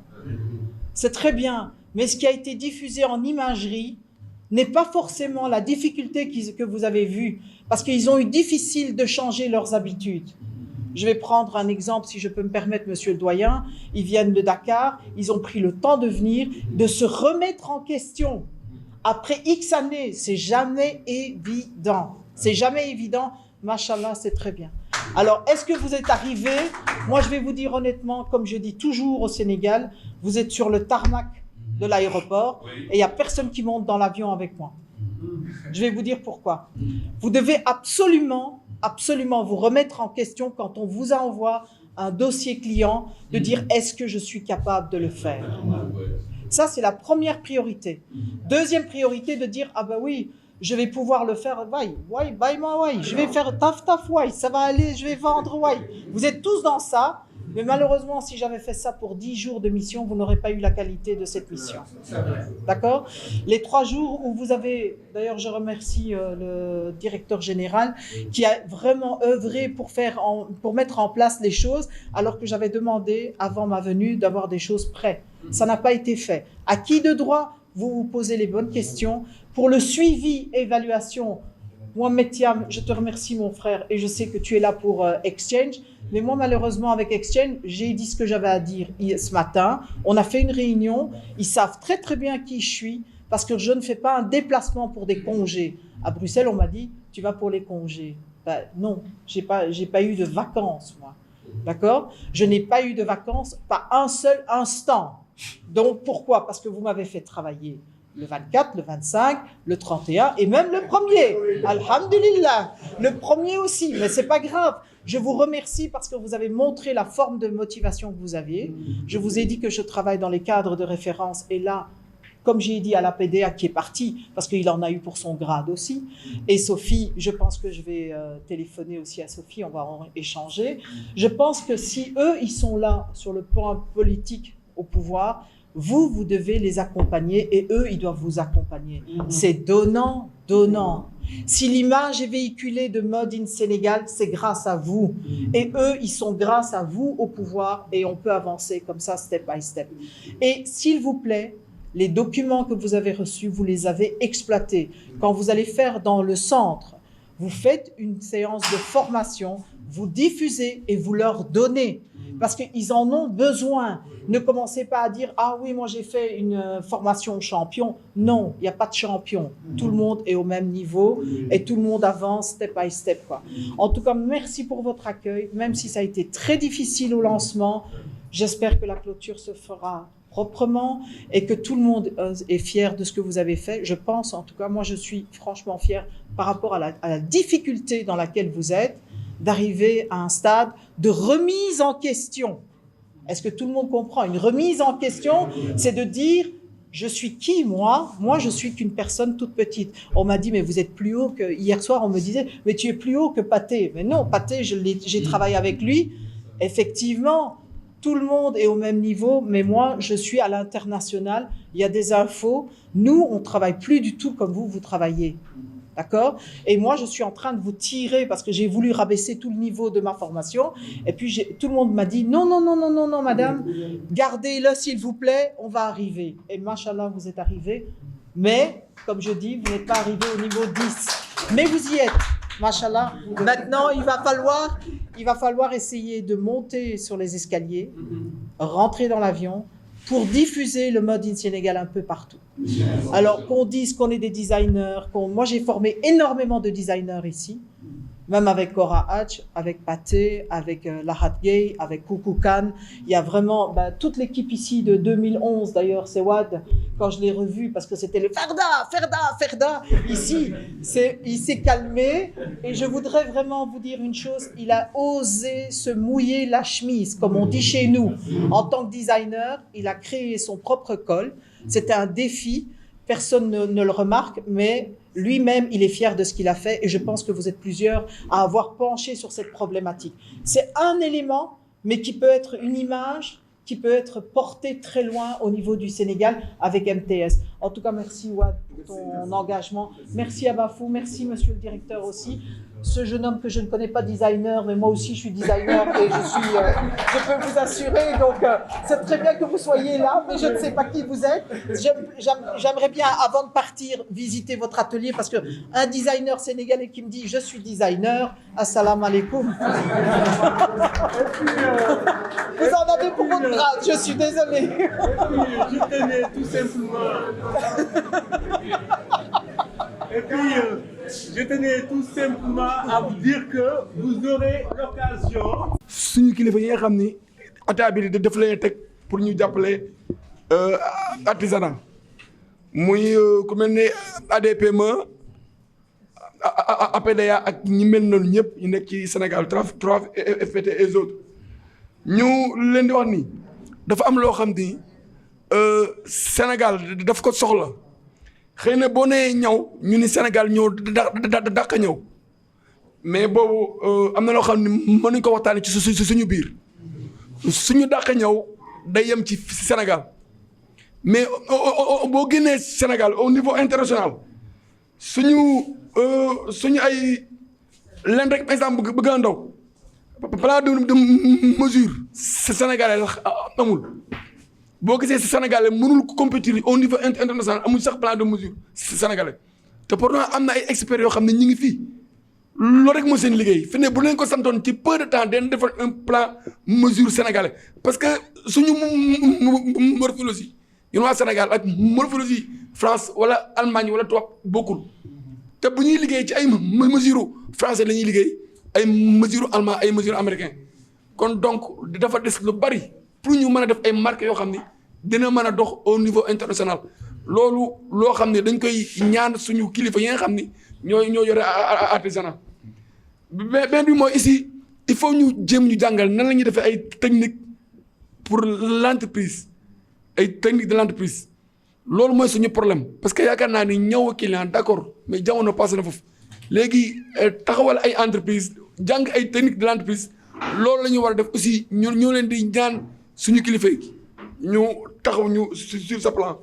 benn mooy aussi ay centre de formation locale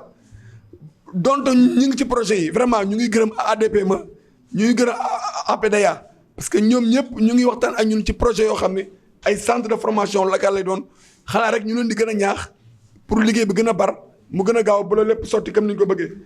benn bi mooy ay centre national de production locale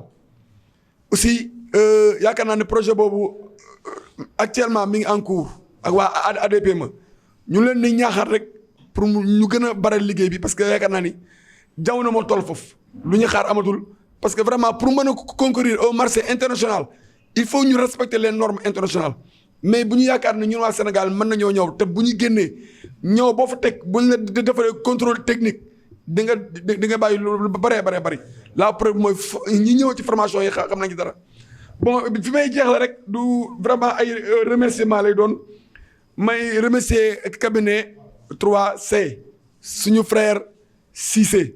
vraiment kooku vraiment depuis ñu taxawal MTS ba léegi mi ngi ànd ak MTS lépp lu ñu soxla ci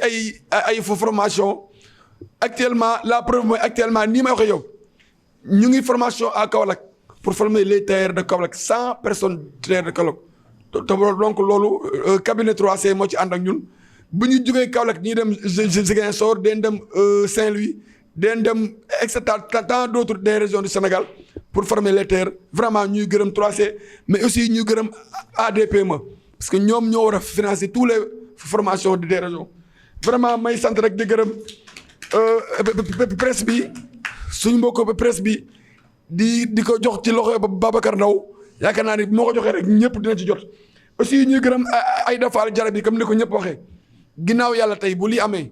ci xalaatu ay Aïda Fall Diarra bi la jóge kon donc Aïda Fall ñu ngi lay gërëm aussi du gërëm aussi Fallou de Dangora de Mbour vraiment seen taxawaay rafet na trop kontaan nañ ci aussi di gërëm suñu doyen Tafa Gaye du ñu tàyyi da ko wax exemplaire la ci Thiès suñu doyen la lépp lu ñu def ci ñoom la ko gisee mais aussi may gërëm aussi le président des peintres Jacques Gomes et son représentant Mansour Sarr vraiment mi ngi fi ànd ñun ci journée bi kàddu yi du ma ko guddal foofu laa koy yem rek di leen sant di leen gërëm wasalaamaaleykum wa rahmatulah.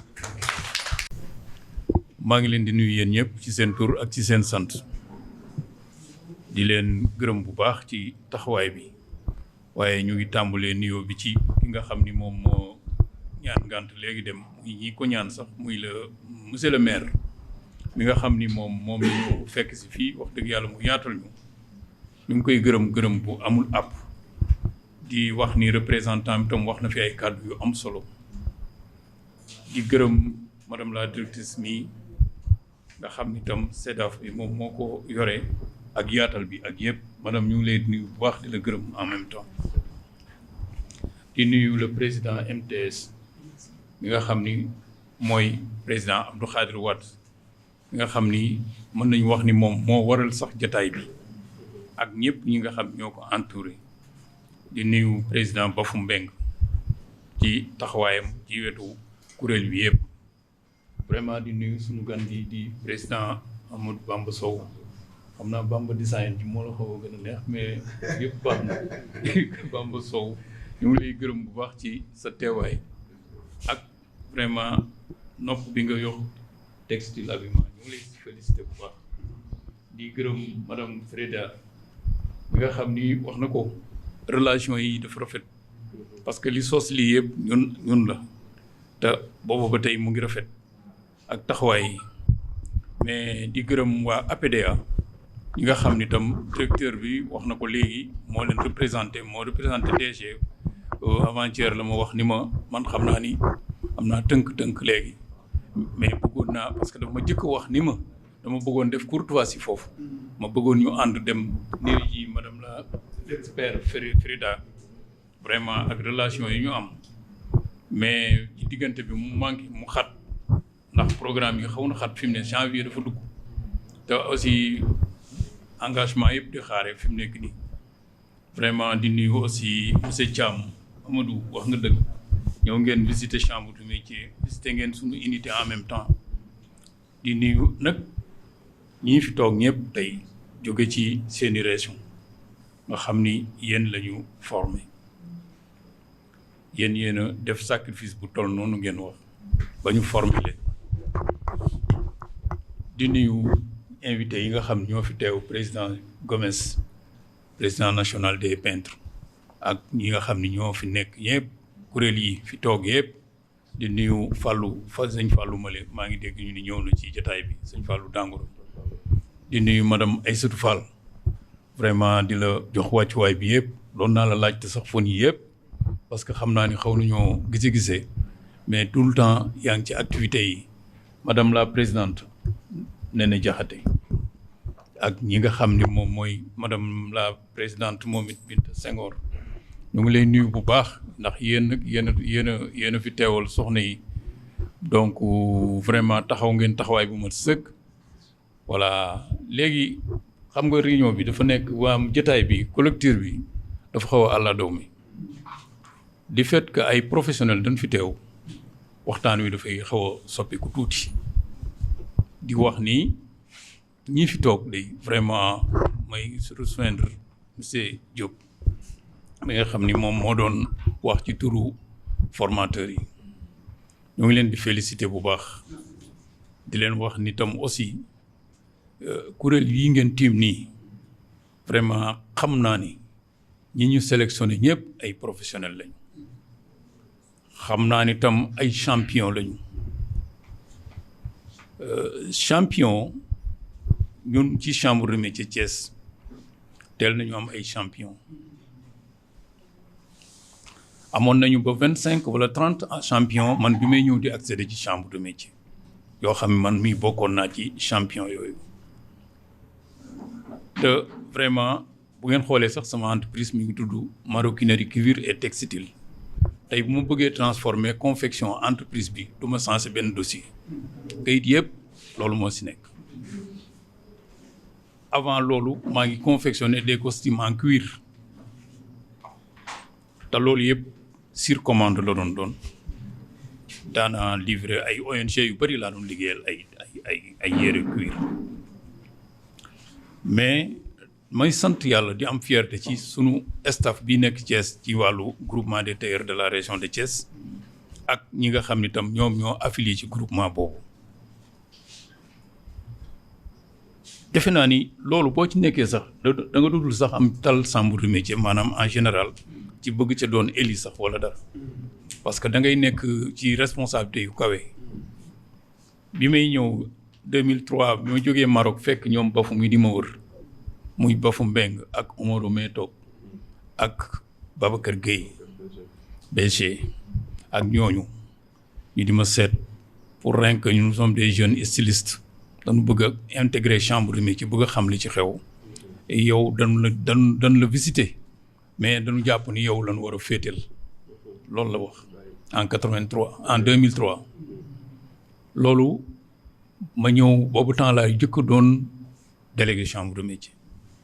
après daal di jàll d'office premier vice-président donc 3 ans après ma nekk président chambre de métier mais loolu daraja bi am na solo mais parfois ci wàllu professionnalisme léegi day nëbbu loolu yëpp waaw taluñu entreprise bi ndax soxla artisan yi ak yu demee noonu président mais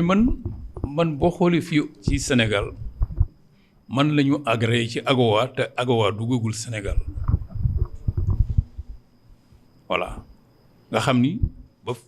ba septembre bi passé président Bamba sama produit du fay douane États-Unis voilà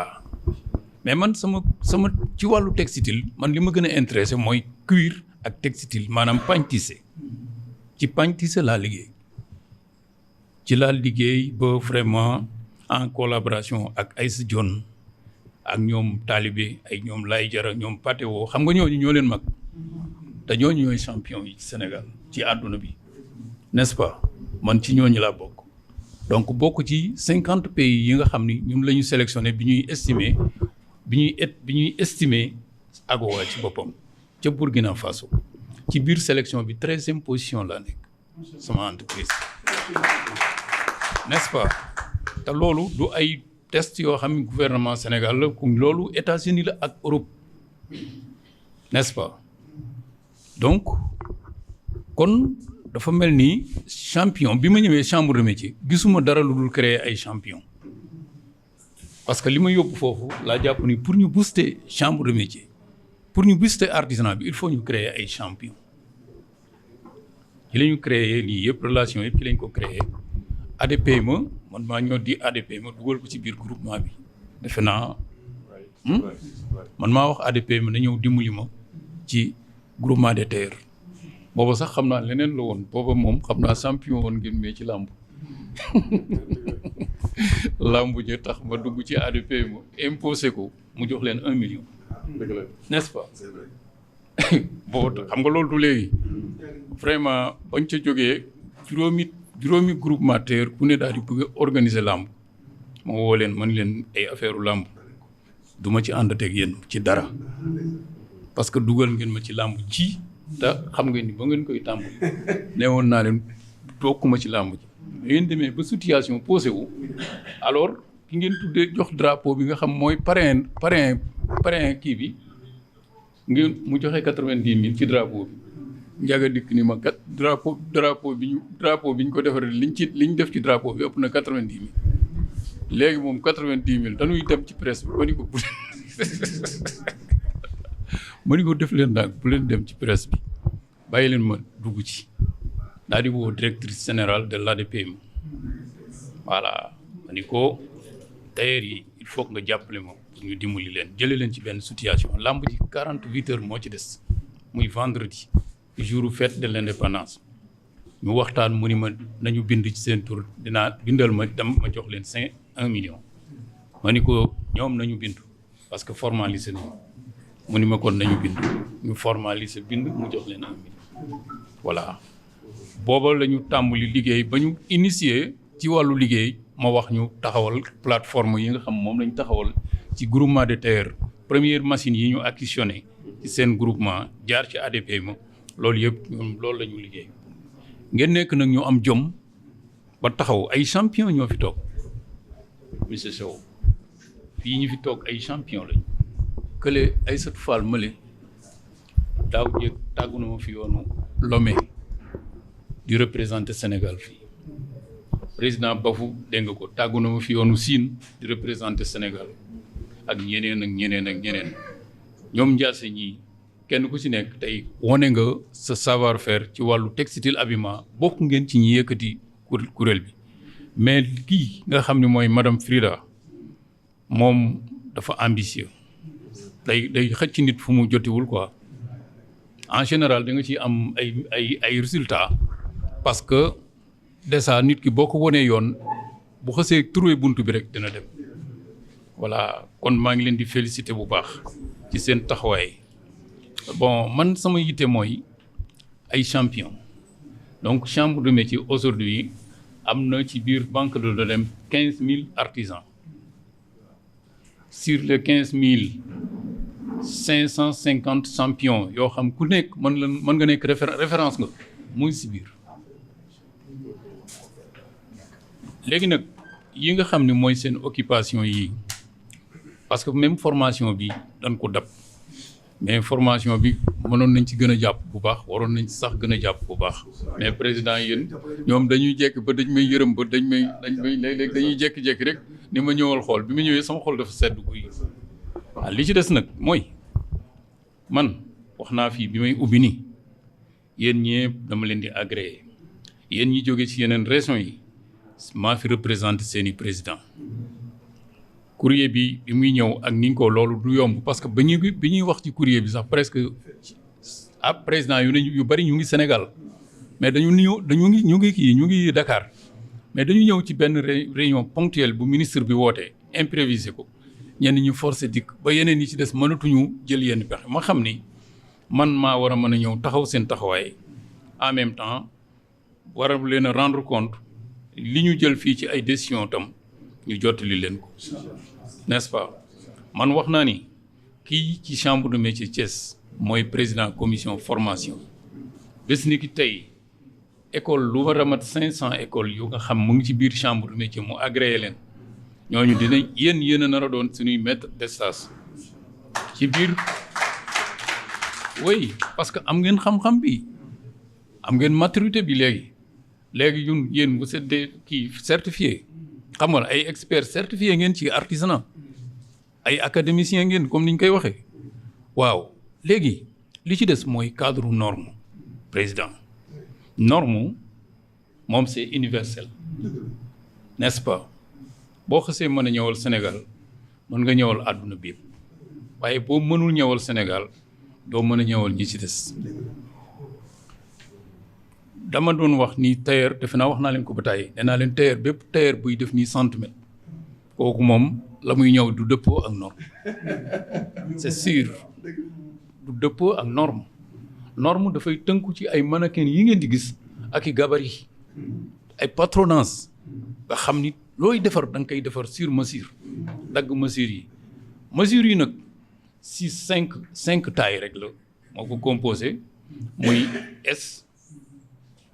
XS d'abord XS mooy bébé bi presque jóge ci bébé rek mooy sol XS S moo ci topp M topp ci L topp ci XL topp ci super XL topp ci ku mënul xàmme loolu ku lay jàngal loolu la war a fexe nga mën ko distinguer loolu mooy norme n'est-ce pas bu passé 6 tailles yooyu la ñuy wax ni kon sur mesure moo fi sës n'est-ce pas voilà donc ñun France la ñu jàngee ci wàllu norme ak qualité ak Maroc voilà te loolu dafa nekk loo xam ni c'est presque yow boo xasee xam norme boo xasee nekk contrôleur de qualité parce que bu ñu fàtte ni AGOA nommé nañ ma 3 ans contrôleur de qualité ci Afrique de l'Ouest voilà. Oui, oui. Contrôle de qualité à travers Trade Hub. nga xam ni ñooñu daanaka bi ñu taxawalee 95 ba 96 ba 97 ba 98 ñooñu dañu contrôler qualité bi ci Afrique voilà te AGOA dafa am enjeu bi mooy nan la ñuy def ba jëriñoo AGOA bi ñuy def AGOA ñun man lañ boole ak Gora Aj ak ñoom kii ay si jonn ak mat nañu 6 Collé de Sow ci la woon ak ñooñu defe naa ni ñun ñoo daje ba waxtaan ñun ñu ubbi suñu bopp ci affaire AGOA ñu woon ñu ne AGOA pour compétir ci AGOA pour bokk ci AGOA du question ay bari ab liggéey wala ma ne l'essentiel ressource locale bi nga valoriser ko Amérique nanguwuñu nga jël tissu bu jël jóge Siin di ko dugal États-Unis te doo fay douane bi ndax bu boobaa ñu ngay dooleel Siin n'est-ce pas yow mi ñu yërëm ba ni la yow nañ la bëgg dimbali booster sa produit yow lañ ni kon na nga fexe ba sa ressource locale nga maîtriser ko te nga def ko comme sa matière première ñu may ñu nag 9% ci matière bi nga xam moom ngay utiliser loolu dafa doon considérer presque ay accessoires boucle ay pression ak yu demee noonu mais tissu bi ci boppam dafa war a nekk made in Sénégal dafa war a nekk lu ñu ràbb fii moo tax NSS bi ñu koy tëj yàq na lu bari ci programme AGOA voilà donc bu ma ci bëggee dugg foofu day sori bu mu ëpp mais dama bëgg ngeen xam ni champion président dama la bëgg xamal ni chambre de métier lépp mu ngi fi yéen ñëpp chambre de métier moo leen war a encadrer voilà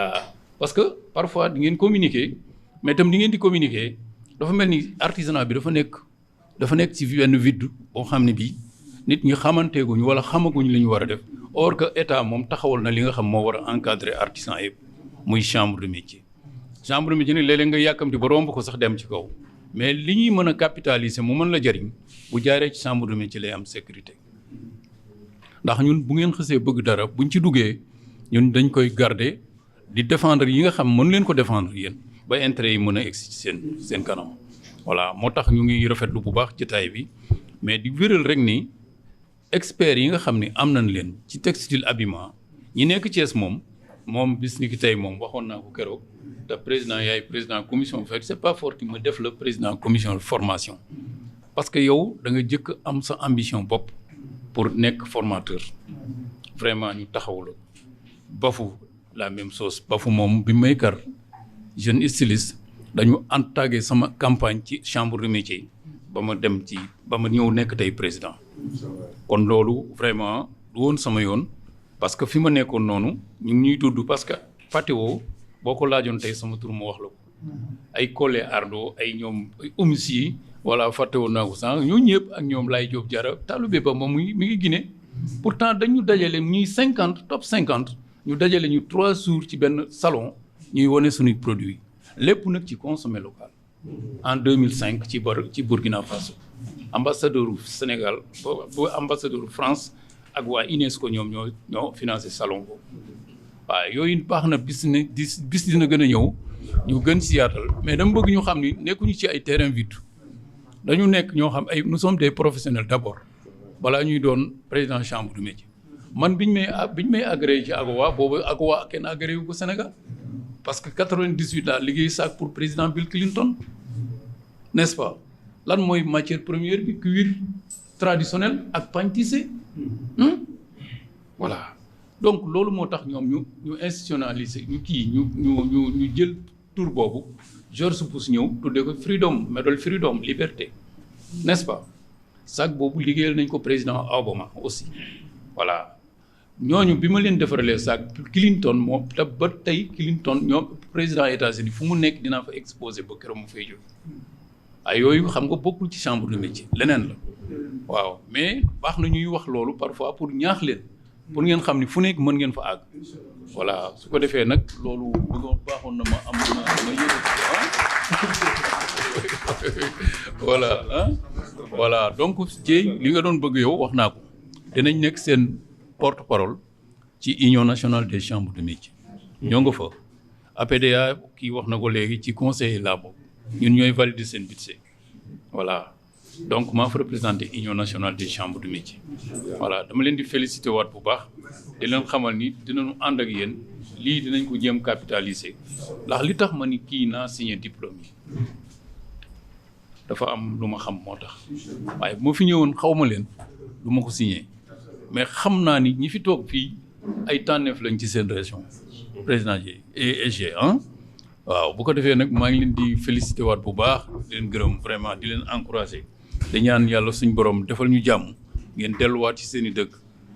bu ko defee nag foofu la ñuy clôturer rek officiellement formation bi vraiment di ñaanal Sénégal yàlla may ko ndam. président léegi dañoo bëggoon ñu génn rek comme